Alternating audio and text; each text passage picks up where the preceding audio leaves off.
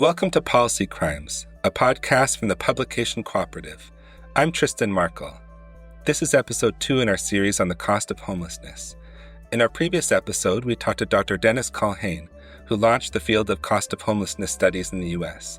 Today, we continue that conversation with Steve Pomeroy, one of Canada's leading housing policy researchers. He currently works with the Canadian Housing Evidence Collaborative at McMaster University, where he's an executive advisor and professor. Steve takes us through his early studies that measured the public costs of homelessness in Canada. The findings? It can cost up to 3 times more to keep someone homeless, that is to do nothing, than to house them with support. We also talk about how the Canadian housing system got to this point. There was, of course, the collapse of federal social housing investment in the 1990s, but we also explore what happened in the rental market. Renters make up a third of all households, but for decades, only 10% of housing starts were rental. The impacts of that rental housing deficit were really felt when, after the 2008 financial crash, access to credit was constrained, trapping 400,000 households in the rental market. At the same time, according to Pomeroy's research, by 2020, over 500,000 low-rent apartments have become no longer affordable. This perfect storm of a lack of non-market housing, increased competition in the renter market, and a loss of low-rent apartments led us to this renewed crisis of homelessness. Steve doesn't just diagnose the problem, he offers us a path forward. Rental housing benefits for people who are economically homeless, and permanent supportive housing for people with complex needs.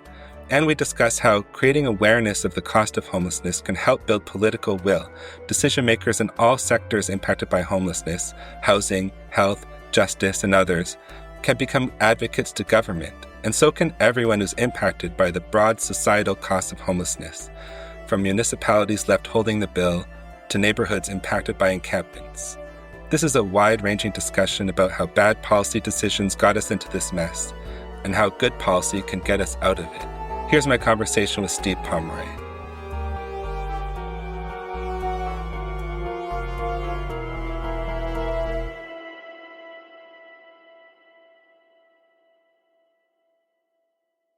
Welcome, Steve Pomeroy, to our second episode on the cost of homelessness. Our first question is to go back to some of the early cost of homelessness studies. In early 2000s, Dennis Culhane in the U.S., who we had on our first episode, had done some research on the cost of homelessness.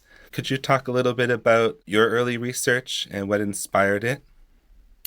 Yeah, well, Dennis's work actually was done in the 90s and had been published looking at, as you've covered in your other episode, the shelter system in New York and Philadelphia and identifying the relative costs associated with different subpopulations. And actually by using shelter utilization rates had segmented the population into the temporary, episodic, in and out quite frequently, and long-term and chronic, and the costs associated with that. So that was a useful background when in 98, I think it was, the mayor of Toronto, Mayor Lastman, sort of recognizing the issue of homelessness in Toronto, retained Anne Gordon, who was at the time the head of the United Way in Toronto, to undertake a very extensive study on how we could actually end homelessness in Toronto. So it was the mayor's task force on ending homelessness in Toronto.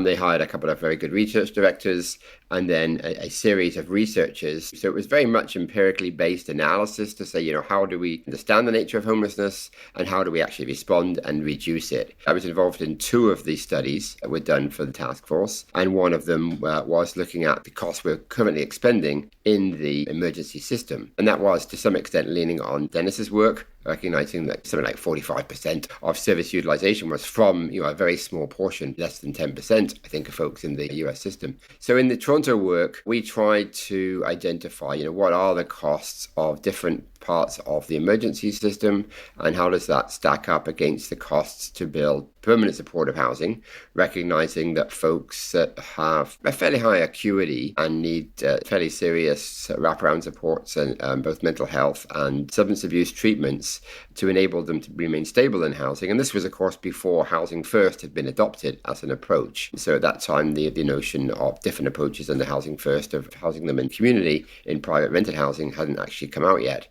So we were very much focused on the relative cost of permanent supportive housing versus the emergency system. So that was sort of the first piece of work I did in this area in sort of 1998. And I think in those early studies in Toronto in the late 90s, maybe there was about 3,000 people using shelters on a nightly basis, but they found that over 20,000 people were using it in a year. And Yes, and that's yeah, exactly that flow thing. The vast majority of folks that are homeless are homeless for a very short period of time. Something's happened, they've lost their job, they've gone through marriage breakup, they've had a mental health episode of some kind, and they present at the shelter. And the intent of a shelter, and it's called an emergency shelter for a reason. Just like the emergency ward at the hospital. We wouldn't have somebody go to the hospital to the emergency ward and still be there 5 years later. The intent is to diagnose immediately, treat, and either place into a regular ward and or discharge. Similarly with the shelters, their primary role is to redirect, divert folks as quickly as they can back into housing. And for many folks, that does actually happen, partly from the services they're provided and partly because the acuity of their problem is not that long term, which of course is very different from folks with longer term challenges. and I think that one of the next studies you were involved in was in British Columbia, where we're recording this episode. And the province of BC commissioned a report that was published in 2001 that you were involved in, starting to look at what you're describing, the relative cost of emergency and institutional services versus providing housing.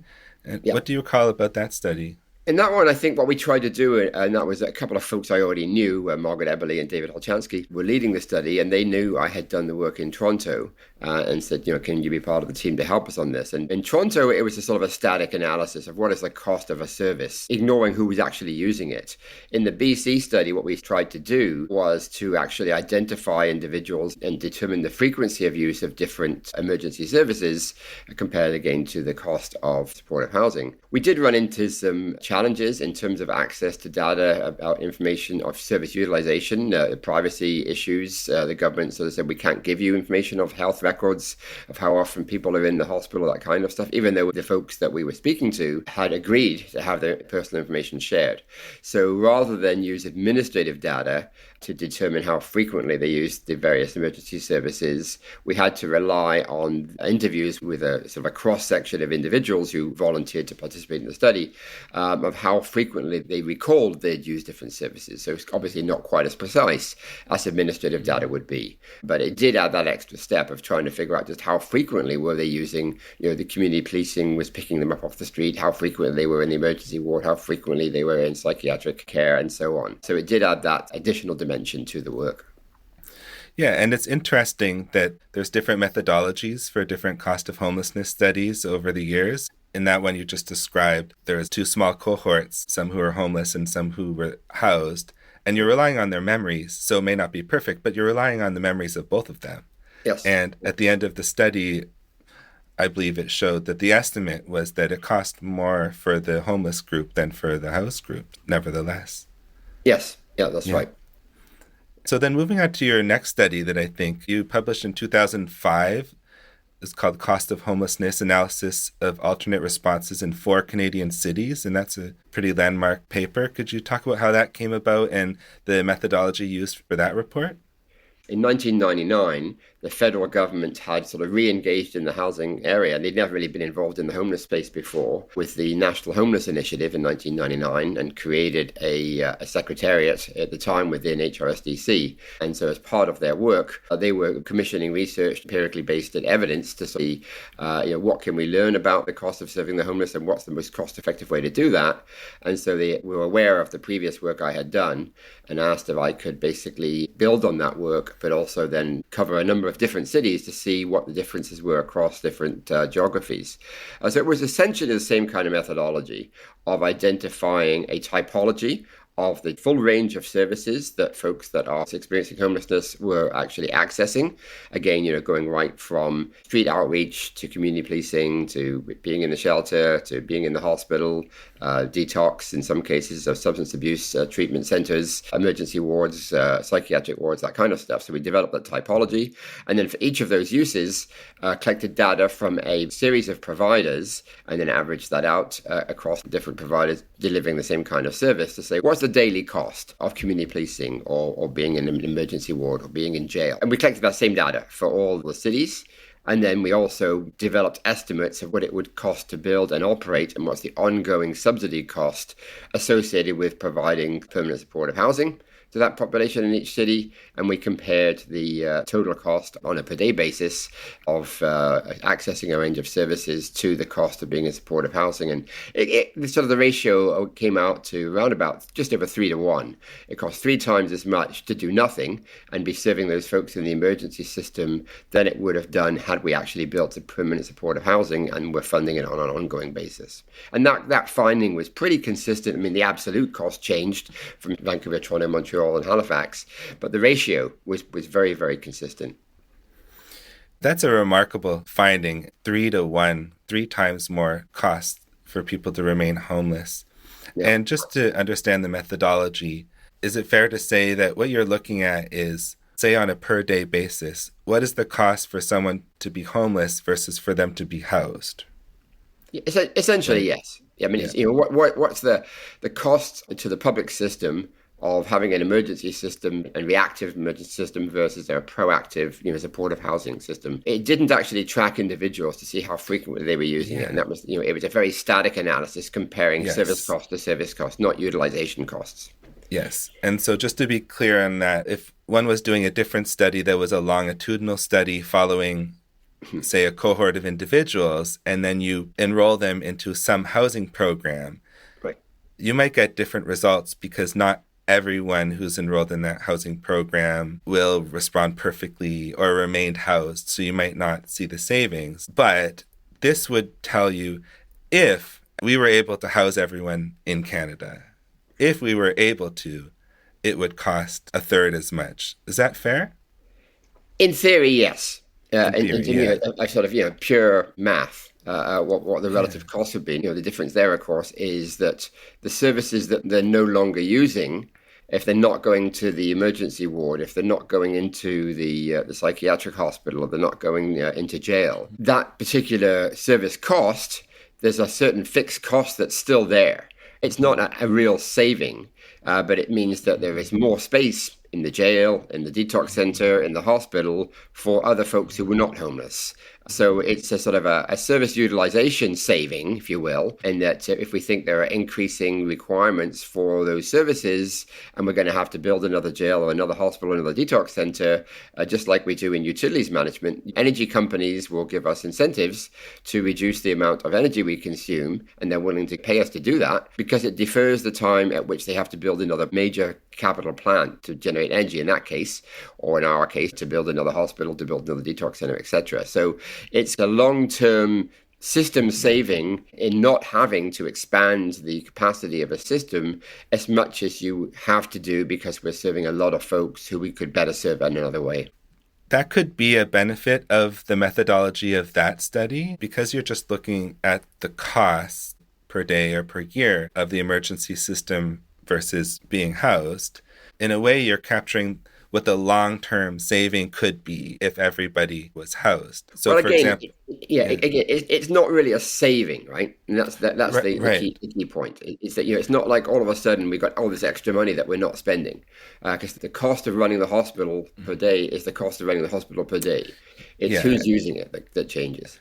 Yeah, and so those are two of the challenges around the cost offset analysis. One of them is addressing the fixed cost, and the other one is the government silos and getting different agencies or orders of government to acknowledge that there are benefits from policies in other agencies or levels of government. The emergency ward is probably a very good example because we know emergency wards are very clogged up. And if you've got a lot of homeless folks that are in there because they really don't have access to medical help anywhere else, and street outreach and or street policing has just dropped them off an emergency because of some health crisis, if we were no longer having to do that, the spaces in the emergency ward, there would be more space, people would get treated faster, there would be a benefit to the health of everybody else, and the person that had been permanently supported in supportive housing, they would have other supports that avoided them actually having that health crisis potentially in the first place. So there's sort of a double benefit both to the individual that's are homeless and to society at large. But as you pointed out, because it's not a true savings per se, I think the argument to the chief administrative officer of the hospital is not to say that, look, we saved you a pile of money. Would you guys actually fund us to build shelters?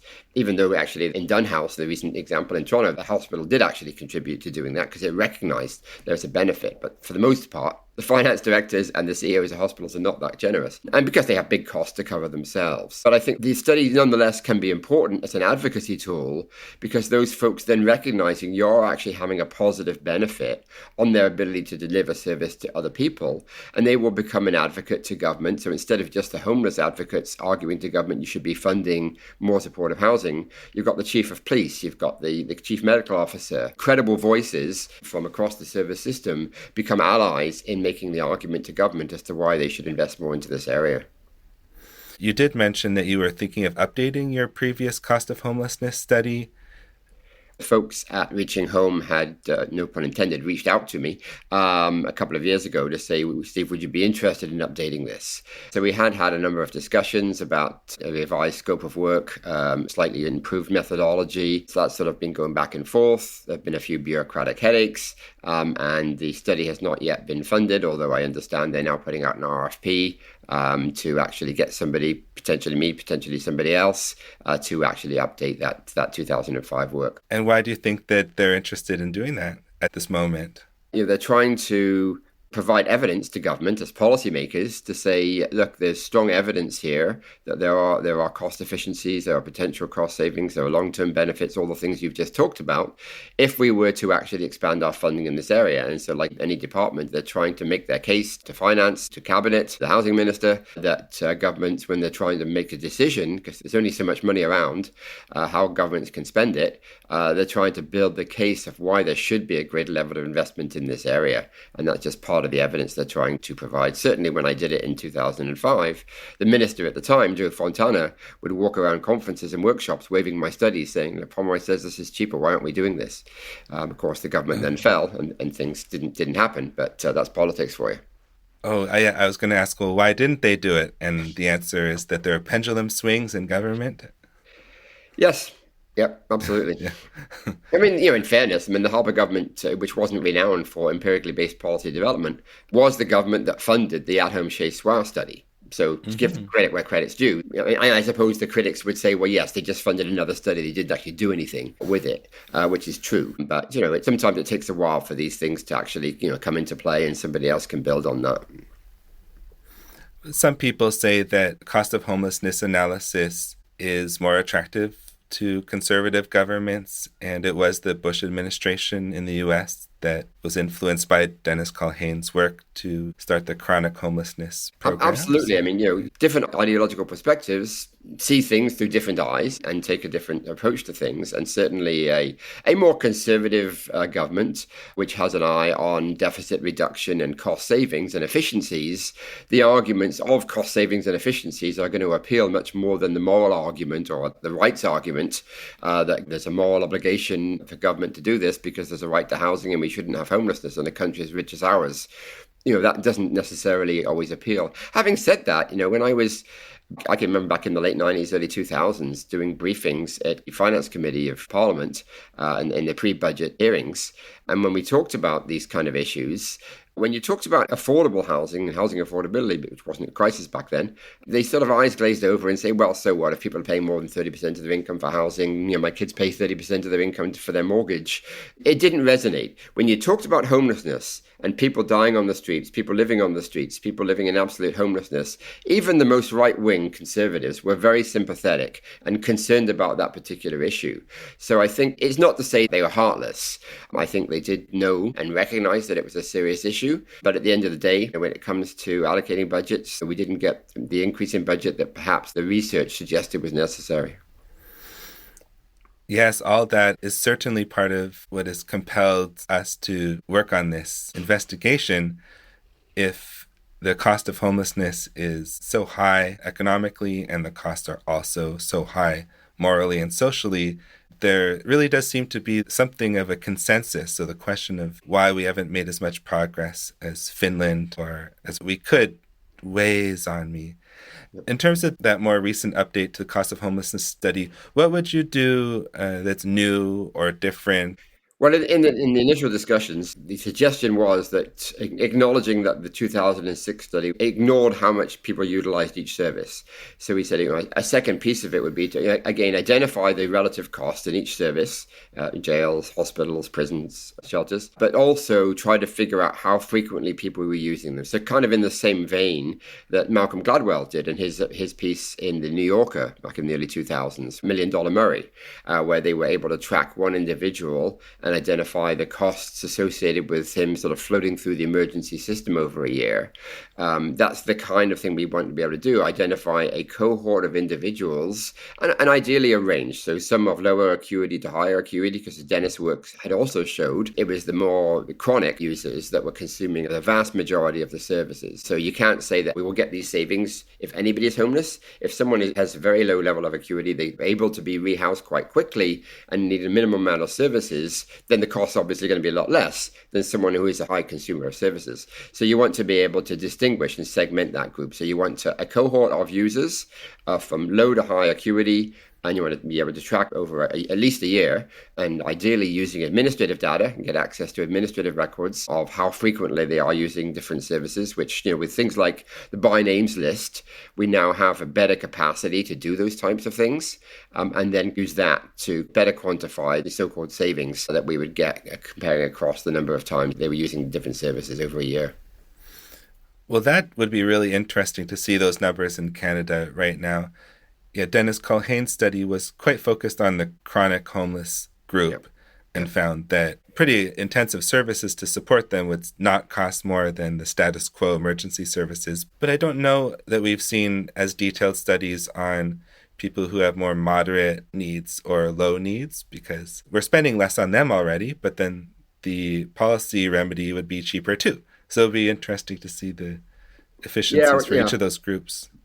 I mean, you take folks, for example, who are homeless and living in encampments simply because they, for some reason, lost their existing housing or couldn't afford it anymore. And rents have gone up so much, they can't afford a rent. So they're living in their car, they're living in a trailer, they're living in a tent in a park. That's sort of a bit of a change from the traditional homeless population, which were folks that were, particularly in the chronic group, with substance abuse and mental health challenges. Now you've got folks that are essentially economically homeless.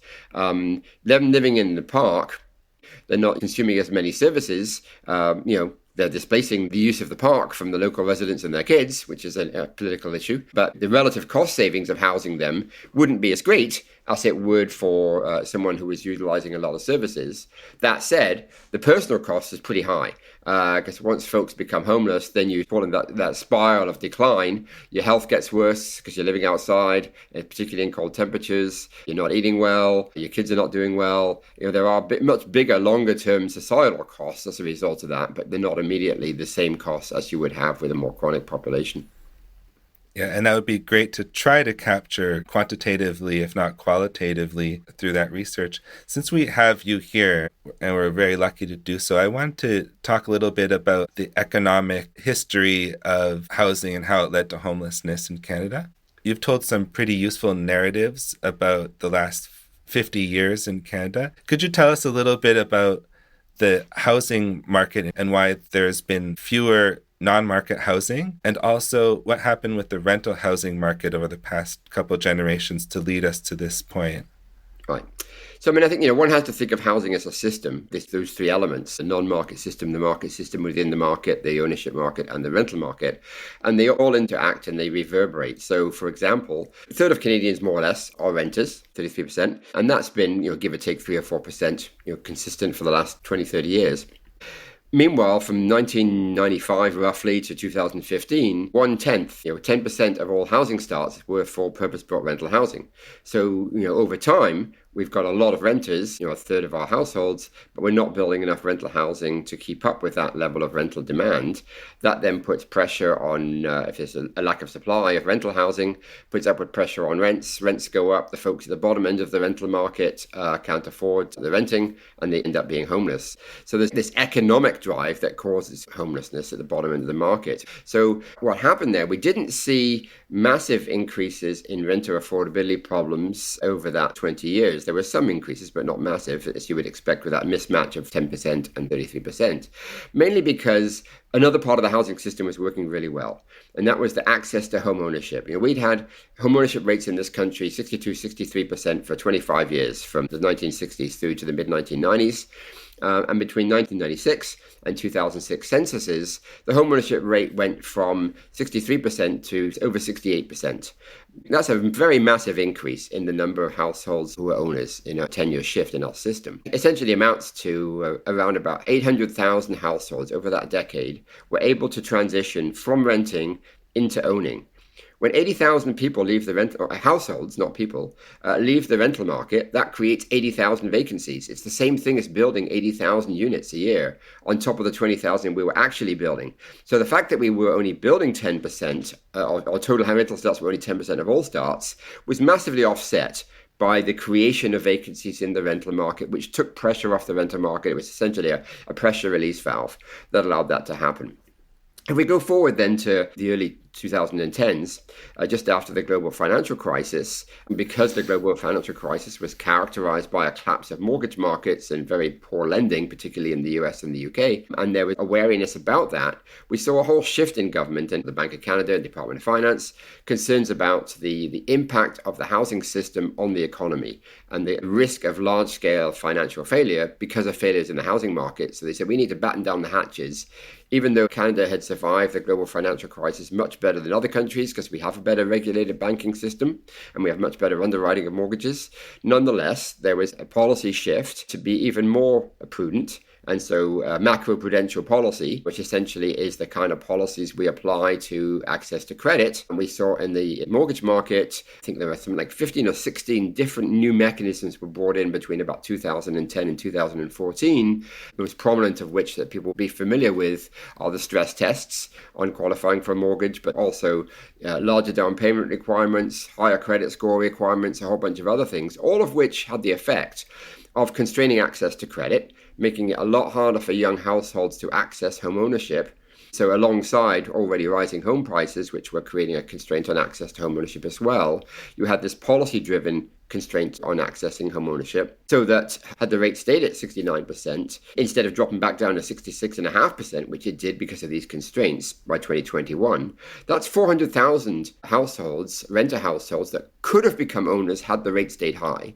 They didn't. So because they stayed in the rental market, they're not creating vacancies in the way 20 years before we had done. So that's adding pressure onto a rental market that was subsequently being pressured as well by high levels of immigration from temporary workers and students who are renters as well. So we put massive pressure on the rental market. We could have released some of that pressure by still having access to home ownership at that point in time. So if we want to address issues at what I call the pointy end of the housing system, the most acute need at the bottom end of the system where incomes are very low, doing things further upstream to make the housing system much healthier and the housing market healthier, allowing more folks to get into ownership, taking pressure off the rental market, does have a reverberating effect down into the rental market at the bottom end.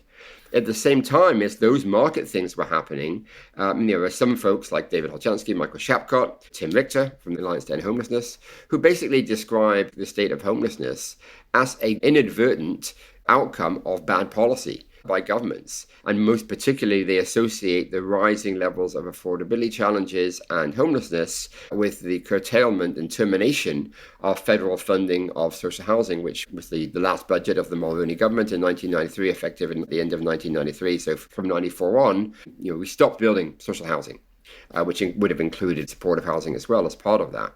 So we had a period of 8 years from 94 to 2001 before the federal government came back in again. And even when it did come back in partnership with the provinces in 2001 with the Affordable Housing Framework and the initiatives in affordable housing, essentially providing grant funding to nonprofits to build affordable housing, the quantum of funding was much, much less than it had been in previous decades prior to 1994. The volume of housing at the peak, we were building 25,000, 30,000 homes a year in the late 70s, early 80s of social housing.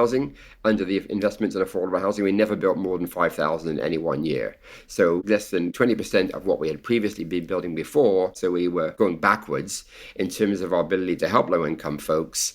And then, of course, if they can't find affordable housing, they fall into homelessness. So there is a combination of market factors, which initially were positive, but then turned negative, in conjunction with a case of essentially policy failure and programmatic investment failure from the governments that have exacerbated that particular problem. If I could simplify two of those narratives, one of them would be in terms of social housing or non-market housing.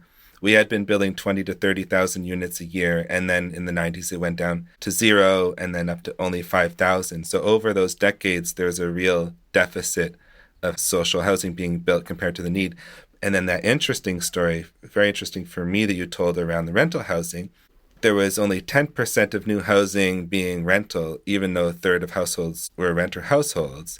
But we didn't notice that because there were incentives to allow people to enter the ownership market, which to some extent can be good. But with the financial crash, what we saw in the United States and to an extent in Canada was that people were pushed into the ownership market too much. And so then these stress tests and so on were put into place. And then the chickens came home to roost in the 10 years after the financial crash. What do you think of that narrative? I think that's slightly off in the sense that, I think certainly it was the case in the US, and it's what caused the financial crisis in the first place, was pushing people into home ownership that couldn't afford it. In the US, you had presidential edicts under both Bush and Clinton to raise the home ownership rate or to raise the minority home ownership rate in Clinton's case. And that did lead to fairly lax underwriting and approving people for mortgages who never should have been approved in the first place. And then, of course, you had the whole derivatives of the secondary mortgage market that occurred in the US and the subprime crisis, as it was called.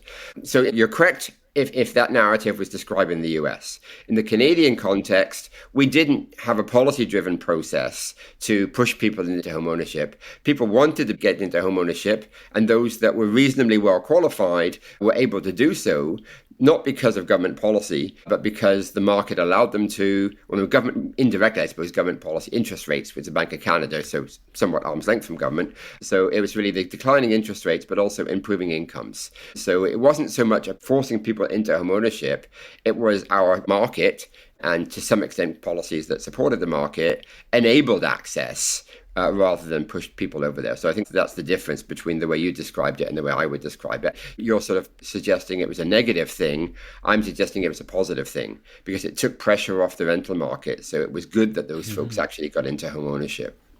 Mm-hmm. It's clear from your analysis that it was a positive thing as an escape valve. I was just trying to understand how it was in the 10 years after the financial crash that we started to see such an explosion in rental costs. Well, there's a couple of things. Two things happen. One is that positive thing turned negative, right? We basically changed the rules. We created a lot more policy constraints on access to credit and to be able to have a mortgage. So we weren't seeing that entry into home ownership. We saw the home ownership rate go down from 69% to 66.5%. And because folks couldn't leave the rental market, they were still adding demand, creating pressure in the rental market. That was exacerbated sort of post-2000, or really the trend of international students and temporary foreign workers probably started closer to 2016-17.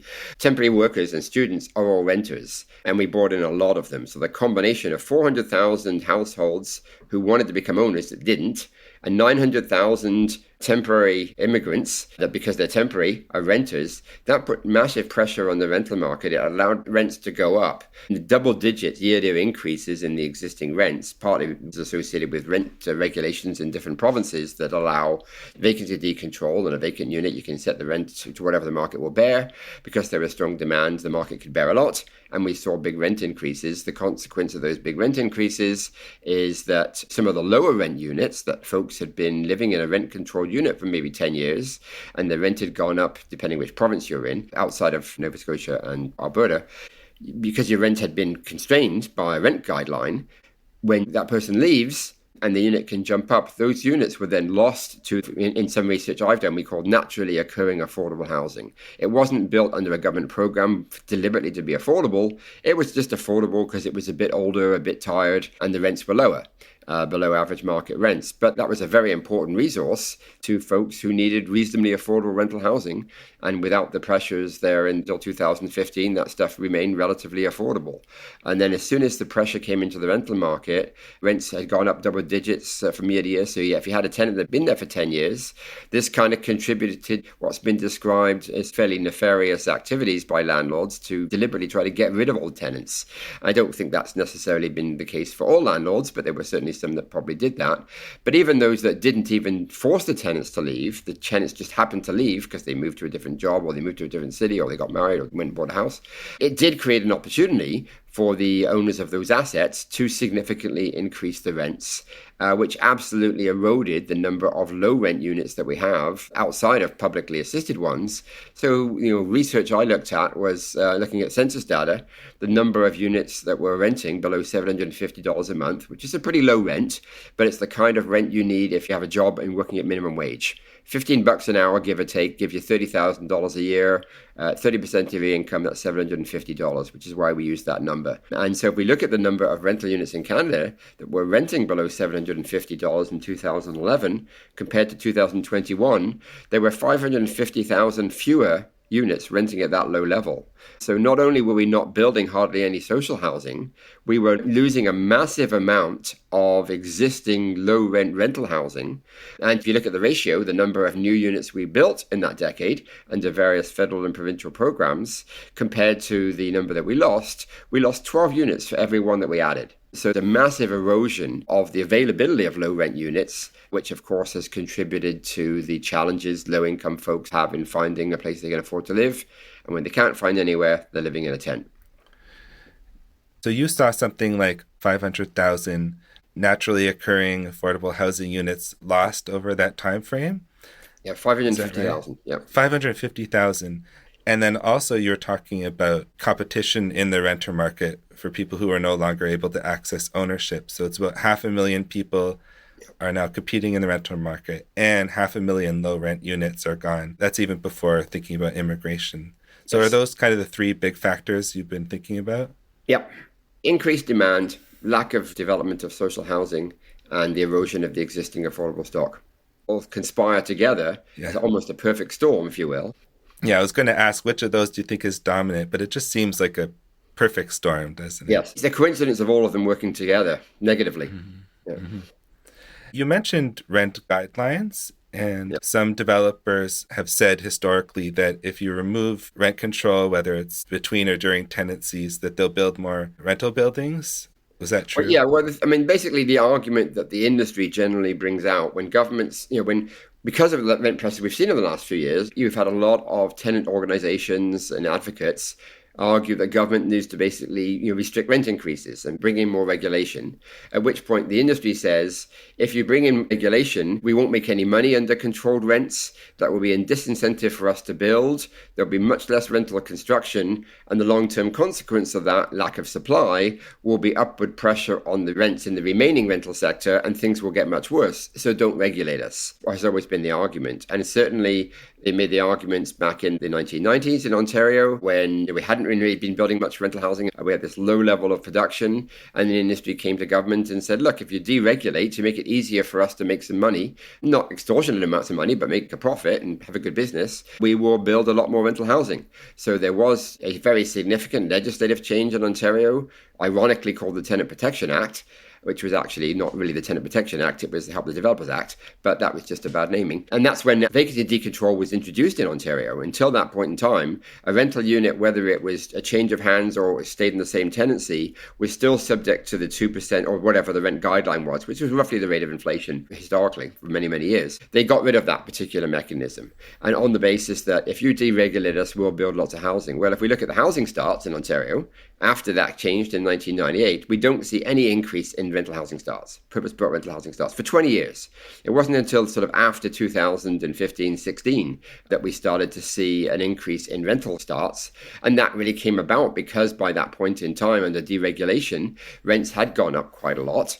And it was much more economically viable for developers to build rental housing. Rent regulation is one part of the incentive-disincentive system, but there are a whole bunch of other parts as well, including the viability of development, what rents are, how much profit you can generate. You're competing for land against condominiums, so you have a strong condo sector, particularly in places like Toronto. And because the yield on condo developments historically has been much higher and much more immediate, they've set land prices, which have set land prices too high for rental construction to be viable. So those other dynamics are there as well. It's not just regulation. But my main point here is that if the argument by industry is if you regulate, we won't build, and if you deregulate, we will build. If you look at the history, I mean, BC was the same thing. BC basically deregulated in 1983. And we didn't see a whole lot of increased private rental construction as a consequence of them deregulating in 1983 either. So if it goes one way when you deregulate, it should go the other way when you regulate, and it hasn't. Yeah, one of my mentors, as you may know, is Jean Swanson, who was a city councillor in Vancouver recently. And I recall when she was running for election on a rent freeze platform, she was asked by the media, well, the developers have told me that if there's a rent freeze that they're going to move to Alberta. What do you think of that? And she said, well, they said that in the 70s and 80s, and it didn't happen, so I called their bluff.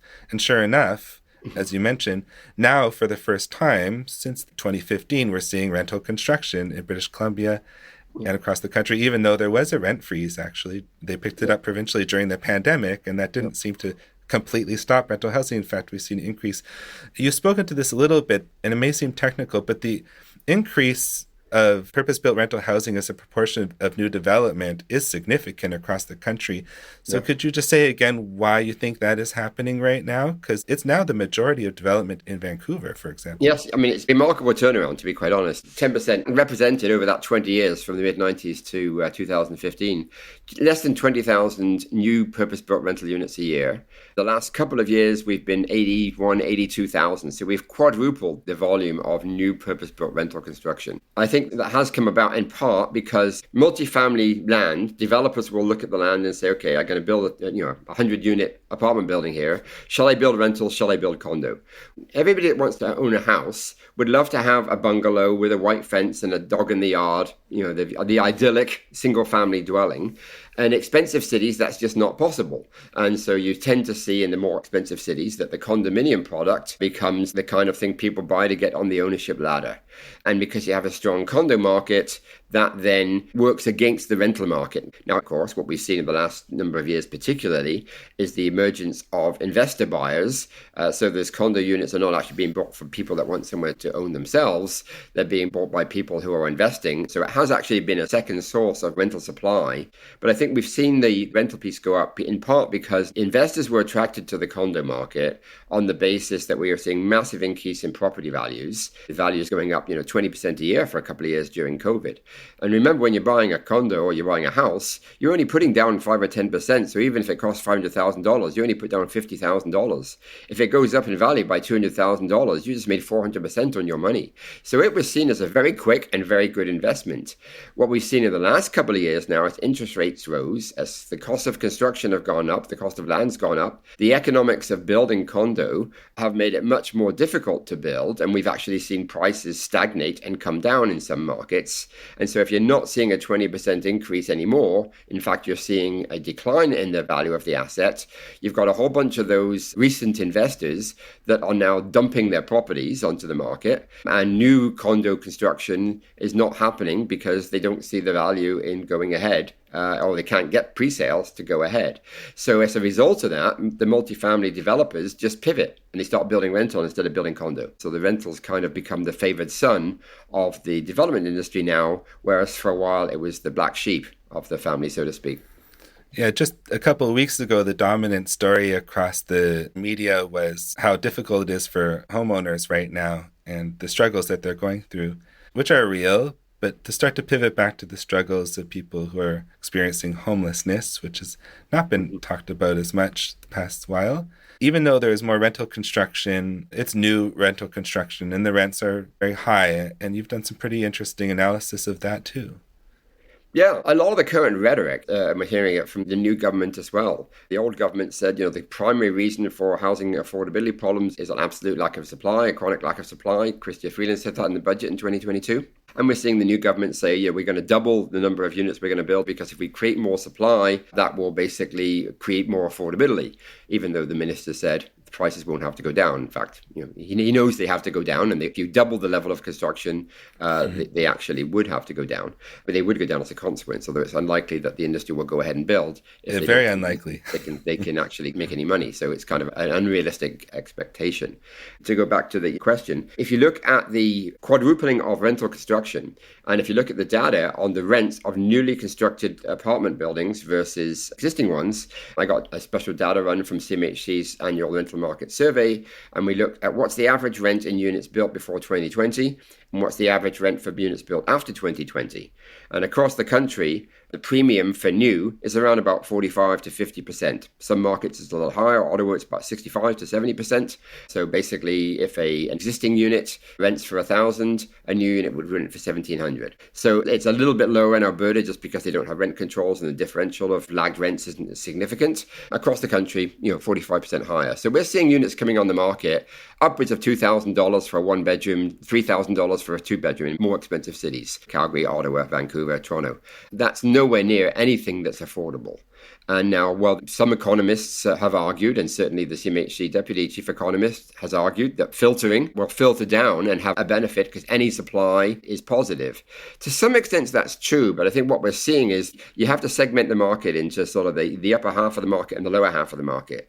In the upper half of the market, because we've got this flood of new construction rentals coming on, as well as a bunch of condos that individual investors were renting in that $2,000, $3,000 range, the market is flooded with units at those kind of rents. And that's stopping those rents going up anymore and causing those upper level rents to actually come down. But in the lower half of the rental market, where there's an awful lot of people, the 550,000 who don't have a cheap house anymore or a cheap rental anymore, are still putting a lot of pressure on the low end of the rental market. And in the lower end of the rental market, we're still seeing these vacancy decontrol rent big increases going on. So the filtering effect only drops down to a certain point and it really stops working. So there's a very different dynamic happening in different parts of the rental market, which I think many folks actually overlook. And while new supply is absolutely necessary to meet population growth and demand, we have to think about and address the affordability challenge in a different way beyond just new supply. If it's new market supply, I don't think it will ultimately help those who are living in tents. If it's purpose-built, supportive and or non-market housing where the rents are subsidized and they are more affordable, that will have a positive effect, but that's a different type of supply. Mm-hmm. So that's a good segue from filtering down to maybe we can talk about filtering up a little bit and your Recovery for All proposal you put out during COVID. And just so people know, filtering, I think I'm going to spell it out. It's an academic term, but if you build a high rent unit, say it's $3,000 a month, someone who's paying $2,500 a month in their current housing, they'll move into that one. They'll open up their $2,500 a month unit. Then someone from a $2,000 will move into that one, and it'll kind of pull up. So then eventually someone who's homeless will move into the $500 unit. So this is this theory, but you mentioned that it's not so simple because people's incomes don't change like that, and there's different segments of the market. So I thought, filtering up is just as useful a concept if we build, sufficient social and supportive housing and so on. That could have just as big of effect because people who are paying too much for their rent and they can't afford it, they can move into affordable housing and open up that unit, and people who are rich can even spend less. Yes. Not that that's the goal, but I'm just saying. So your Recovery for All proposal was really great to read. You put out during COVID, and you talked about some interventions, especially at the lower end of the market, housing benefit for people who are really at risk of homelessness and permanent supportive housing and then affordable market housing. Could you talk a little bit about your thinking through that paper? That was a paper that was commissioned by the Canadian Alliance to End Homelessness to say we're learning a lot of things during COVID. One is social distancing. In shelter systems, we can't social distance. People need their own private space. There was some funding, the Rapid Housing Initiative, for example, to build some of that kind of stuff, but at a very low level. So we sort of looked at, what's the total number of chronic homeless people out there? It's about 35,000.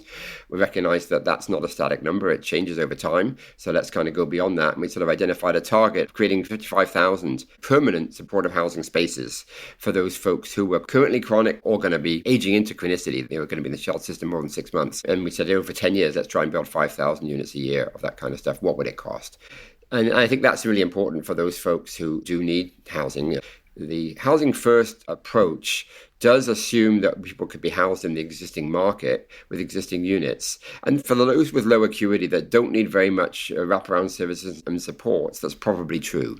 And so for that segment of the transitional homeless, if you will, short-term temporary homeless, housing them in the existing market with a little bit of help can work. For those with serious challenges that need much more intensive wraparound services, it makes sense to have them in one place, have a 20 or 30 unit property with 24-hour services and supports and folks on site and that that kind of stuff. So that was the intent of the permanent supportive piece. The other is, again, coming back to the issue of encampments and street homelessness. If we're saying that the solution to this problem is just to build more housing, that's great. And certainly building the supportive housing I just talked about would be a good thing to do. But we're not going to be able to get those folks out of tents this week or this year or even in the next 5 years. We're essentially saying to them, look, stay in your tent for another 4 years and then we'll get you a permanent supportive housing unit. If we wanted to house those people right away, particularly for the folks that, the main challenge that they have is they can't find anything they can afford, enable them to afford stuff. Give them $500 or $700 a month, whatever the difference is between their income assistance benefit level and a low-end rental unit, and enable them to get into rental. And we could basically house everybody in encampments next month. We have enough vacancies in the rental system, not necessarily cheap vacancies, but we have vacancies. If we really wanted to end homelessness, that's what we'd have to do. So we proposed a homeless prevention housing benefit. There's a housing benefit already in the National Housing Strategy. It's not very well funded in aggregate or at an individual household level, but nonetheless, it's something to build on. And we could very, very quickly get those folks into housing and get them off the streets. And then for those that need them, provide the necessary services and continue to build supportive housing for those who will fail in market housing because they don't have the wraparound supports they need. So those were two really key elements of that particular work. If we look at the other lesson we got from the pandemic, we have this concept in Canada to measure housing need called core housing need. Are people spending more than 30% of their income for rent? Are they living in overcrowded housing? Are they living in housing that's in need of major repair? And we've been tracking this since the 1980s, mid-1980s, so 40 years. Over that 40 years, the number of households in need has continued to increase every single census. The percentages have gone down marginally in a couple of censuses, only because the overall population grew. So in relative terms, it went down slightly. And we've been trying to attack this problem by building supply of affordable housing. During the pandemic, we had this thing called the Canada Economic Recovery Benefit, the CERB, and we provided people with income support because they'd lost their jobs. And when we looked at the data in the 2021 census on core housing need, for the first time ever, we massively reduced the number of households in core housing need in this country by 272,000 households. That was an absolute massive reduction in core housing need. And it had nothing to do with the National Housing Strategy and the fact that we've been building a tiny bit of social housing since the National Housing Strategy came in. It was entirely attributable to a very temporary improvement as a result of many people receiving the CERB benefit. So it just proves that giving people a little bit of income can really make a massive difference. Housing affordability, we always talk about rents are too high. But the definition of affordability is how much can you afford at your income? And we forget the income part of that equation. And if we want to actually address this problem, we have to think about the income part and how do we actually augment income, either directly by transfers or by helping people to actually get better labor market skills so they can actually get a job and earn more money. I think that would have a much faster and bigger benefit in terms of ending homelessness and reducing housing affordability problems than continuing to just try to build homes and charge low rents when the costs are high and it requires a lot of capital subsidy to do that. Absolutely. Now we're getting close to the present. What was the response to government to the housing benefit? Because that would have a huge impact. And we saw that... The Canadian Alliance to End Homelessness have continued to advocate for it very strongly. If the response to government is, what did we get in the budget? Absolutely nothing. In 3 budgets since that report came out. And even, ironically and sadly, in the election platforms, everybody was talking about we're going to remove the GST, we're going to help the young households get into ownership, which, as I talked about earlier, has a positive benefit, but not big enough to knock on all the way down. And we're going to invest in increasing the supply of housing.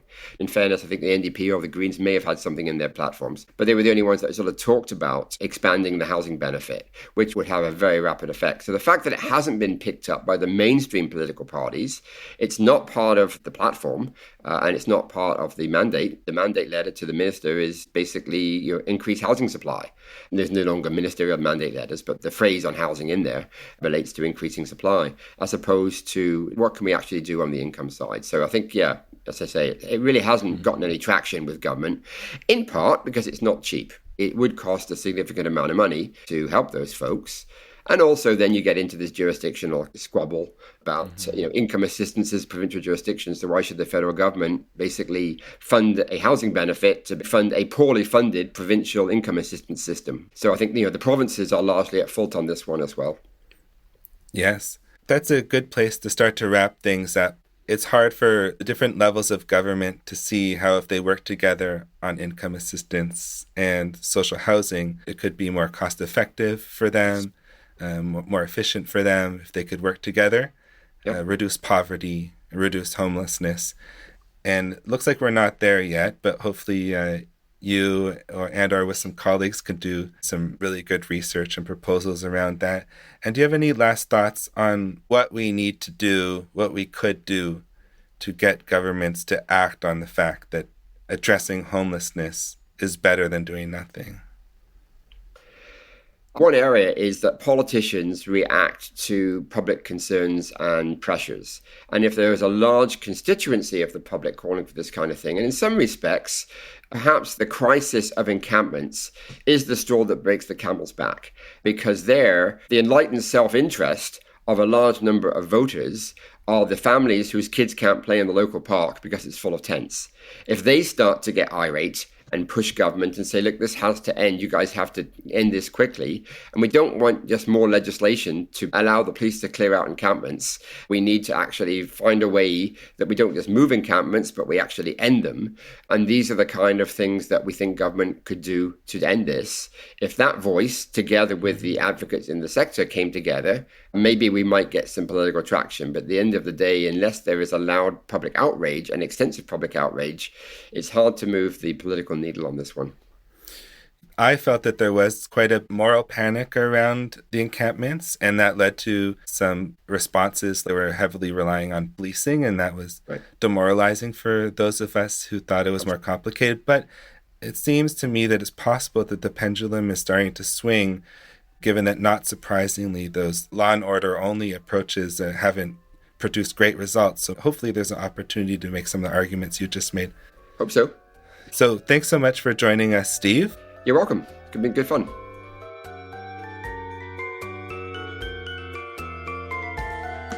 This episode of Policy Crimes was produced with Lena Moskaleva and CJ Tremblay. Original music by Matt Hayter. This podcast is a project of the Publication Cooperative.